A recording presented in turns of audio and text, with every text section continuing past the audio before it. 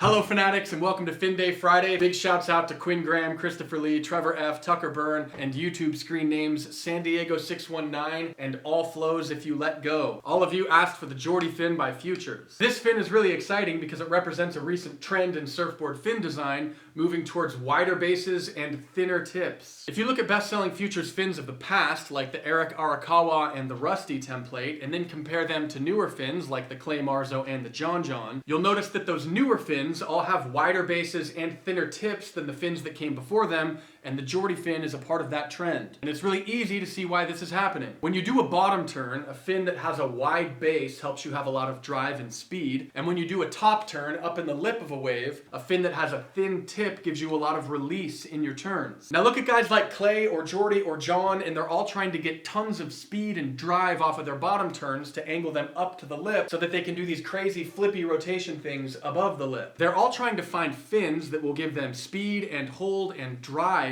when they're at the bottom of the wave, and then give them the opportunity to release from the water's hold when they're up in the lip. Well, the really cool thing about fins is you can read their design like a book to find out what the fin designer, in this case Jordy Smith, is trying to do with their surfing. Development of this fin started with one of my very favorite templates, the AM2, and Jordy was on this template fin because he's a Channel Islands team rider and because he's a pretty big guy. What he wanted though was a fin that would keep the drive of the AM2 but allow him to do tighter wraps up towards the lip in bottom turns at beach breaks and send him less out towards the shoulder. If you line up the truss anchors on both of these side fins, by the way, the truss anchor is just this part of the fin here that you put down into the Futures fin box. If you line up the truss anchors like this and then press the two fins together, you can compare the templates really easily. And when you do that up close, you can tell very clearly that the leading edge of the Jordy fin actually comes out ahead of the leading edge of the AM2, and you can see that really closely right now if you see this black line out here just ahead of the orange on the AM2. Also, if you look at the trailing edge back here, you can see that the trailing edge of the Jordy fin actually comes ahead of the trailing edge of the AM2. Essentially, they've taken the entire fin and they've moved it forward on the truss. That change has given the Jordy fin an ability to do tighter wrapping turns off of the bottom while still maintaining the drive and speed that such a wide base gives you. Using this cheap souvenir from the Canary Islands, we can see why. You gotta get the leash on. If you can imagine having your fins back here on the tail of your board and then moving them up slightly more towards the center, what that is doing, if your stance is right here, is it's taking this turning fulcrum right here and it's moving it more towards the center of your stance so that you have more of a teeter-totter beneath your toes. What that means is you can drop in and do tighter wraps off the bottom to angle you up more towards the lip. Also, if you look at the two thruster fins in each template, you can see really easy if you line up the trusses again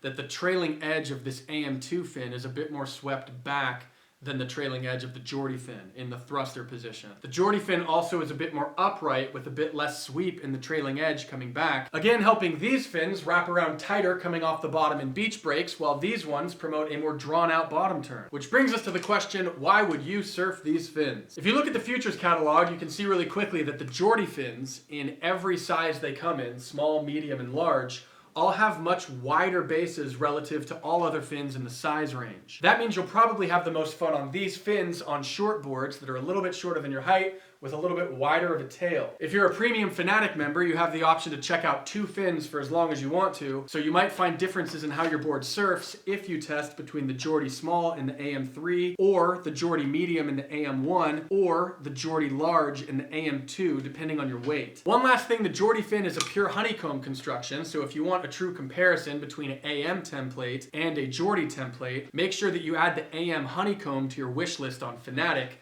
not the AM Tech Flex. Honeycomb offers the most versatile construction of any fin construction. It's not catered towards small waves or big waves or even any specific type of surfing. It's designed to give you options. This is useful if you want one set of fins for most conditions that you find, or if you live a life like Jordy Smith and you surf everything from Durban beach breaks to WCT contests and photo trips to Tahiti. Now I want to give a big shout out to Fanatic for helping us hook up the Shred Nation because we're going to give away a brand new set of Jordy fins this week. To possibly win courtesy of Fanatic, drop us a comment below telling us what board of yours you will put these fins in if you win. At the end of the week, we'll pick one of you, send your address off to Fanatic, and they will send you something fresh in the mail. If you want to learn more about how Fanatic empowers you to learn more about your surfing, check the link below. We are finally getting waves in California this weekend, and we hope you are just as fortunate wherever you are on Earth. Tune in tomorrow, and we will see you on Shred Show.